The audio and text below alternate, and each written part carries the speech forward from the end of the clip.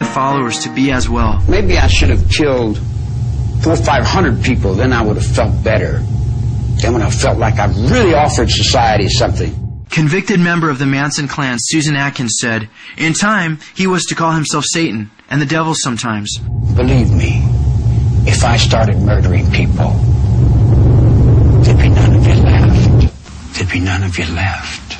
There'd be none of you left. His followers were brainwashed into compliance. Using music and movies, Manson was able to get inside the heads of his followers and lay whatever foundation he wanted. Family members who resided with Manson at the movie ranch have described how Manson would play movies over and over all night long. These were used to indoctrinate and break down the inhibitions of his followers. One family member stated, the family had things where they'd show flicks. They were running 4 or 5 movies at once, playing tapes at the ranch. For movie screens, they hung up white sheets for these grim events. And the films shown seemed to have been reels of family happenings, music, the knife dance, lots of sex, but other films also. This set the stage for Manson to further twist our impressionable minds. We are what you have made us. We were brought up on your TV. We were brought up watching Gunsmoke, Have Gun Will Travel, FBI, Combat.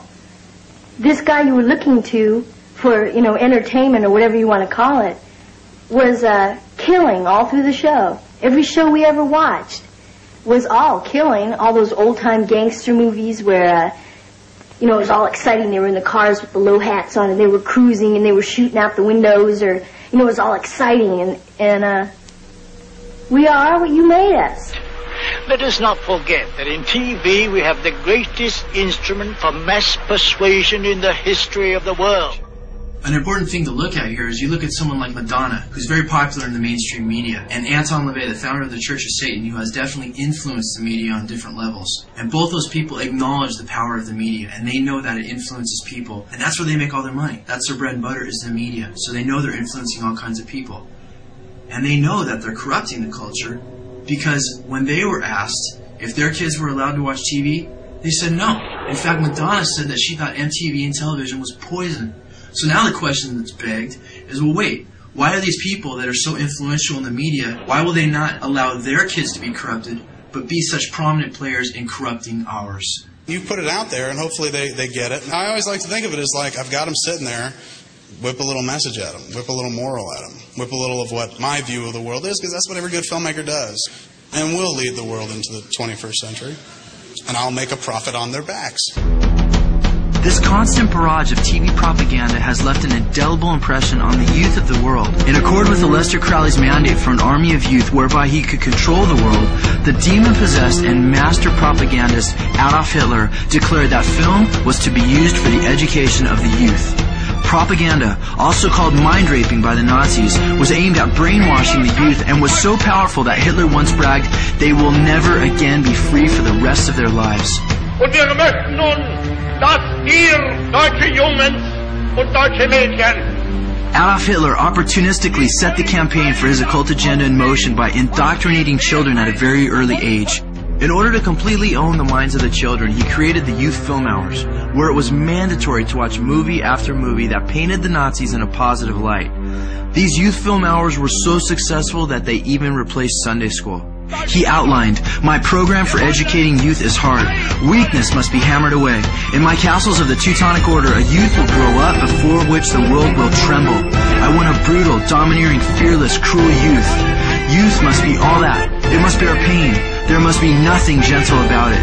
The free, splendid beast of prey must once again flash from his eyes. That is how I will eradicate thousands of years of human domestication. That is how I will create the new order. Coincidentally, the last troops to hold out against Allied forces in Berlin, Germany were armies comprised of the youth. Joseph Goebbels, a minister of enlightenment and propaganda, had clear objectives for the Nazi filmmakers. I kept impressing my people with one basic truth. Repeat everything until the last, most stupid person has understood. How many movies and shows really say the same things over and over in different ways to us? That you can live as you want, be it free sex, drugs, exalting yourself above others. That life's problems can be worked out without God, or that there is no God. Don't talk about right and wrong with me, man, because I just don't give a... It's easy to condemn the Nazi regime as barbaric, Yet we are being duped in the same ways as they were by a regime that rejects God and exalts immorality. It was and is America's first form of sex education. Got it. Want to make love to me? Oh, yes. You leave your life outside the theater, go into that dark room, and it draws you closer to the person on screen. Don't stop. Let's do it. Get on your knees. There is a gorgeous woman on my bed. You guys are gonna aren't you? You have someone like that who's very sexually open, in fact, open. I'm a horny girl, what can I say? You like a little freedom or something? You want to dabble? We can all have sex together. I am doing what I feel like doing. Well, what do you feel like doing? Orgy! Have an orgy! Orgy! It never occurred to me that we could have sex with multiple people together and that, like, it would be okay. Hollywood learned the basic lesson. When in doubt, go to sex. People have this mistaken notion that the Hollywood system has principles, morals, or values. It doesn't. It doesn't. I probably spent a month with hookers and pimps. A prostitute is a woman who will give you a great deal for relatively little money.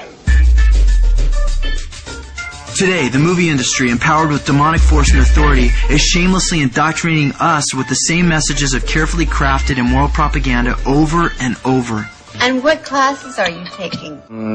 Gangbang 101, freebase tutorial, and oral sex workshop. So what if these women are in porn? They're not hurting anybody. To the contrary, TV can hurt people. Jennifer Aniston admits, TV is definitely guilty of putting out unrealistic images of what is socially acceptable. I'm guilty of it too. Bill Cosby asks, the networks say they don't influence anybody. If that's true, why do they have commercials? Why am I sitting there with Jell-O pudding? A movie that we can never forget and love so much is part of our youth, is part of our lives. Natalie Portman states the obvious. Films have a big influence on young people. Oh, movies are important and they're dangerous because it's, you go into a little dark room and become incredibly vulnerable. And they can completely misshape you. And Kristen Johnson of NBC's Third Rock from the Sun states, I know I'm biting the hand that feeds me, but TV can really suck the brains right out of your body. If those who control and run the media machine admit that they clearly influence how we think, act, and what we aspire to,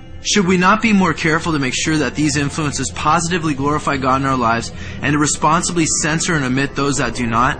The book of Proverbs states, guard your heart with all diligence, for from it flow the issues of life. Women are not just moms or bitches or dishonest whores. Not only does Hollywood oftentimes have more influence on your kids than you do, but many of them arrogantly look down their noses at the movie and TV audiences who they greatly influence. Director George Lucas mocked, popcorn pictures have always ruled. Why do people go see these popcorn pictures when they're not good? Why is the public so stupid? That's not my fault.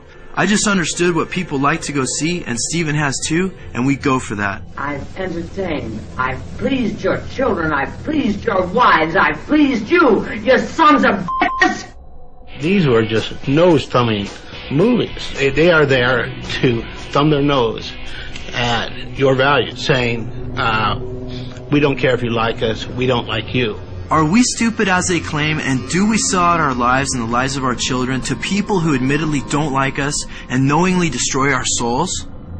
David Putnam, producer of Chariots of Fire and The Mission, confessed, movies are powerful, good or bad, they tinker around inside your brain. They steal up on you in the darkness of the cinema to form or conform social attitudes. In short, cinema is propaganda. The world at large has undergone a massive propaganda movement on a supernatural level that has captured the hearts of the youth with terrifying consequences and results. Demons have excessively introduced wasting doctrines of spiritual refuse that people have no idea that they're even receiving. Dr. Eric Pepper, a researcher who has conducted extensive studies on the influence of film, draws attention to his observations and that we do process what we see. He says, the horror of television is that the information goes in. It goes right into our memory pool and perhaps we react to it later, but we don't know what we're reacting to. So later on, you're doing things without knowing why you're doing them or where they came from. It's no mystery that Hollywood peddles adult material to children. Now let's see how this spoon-fed material has affected them. You've heard one insider describe how the Hollywood machine marketed his R-rated movie to an audience too young to go see it. What movies did you see? American Pie. I saw American Pie. American Pie 2.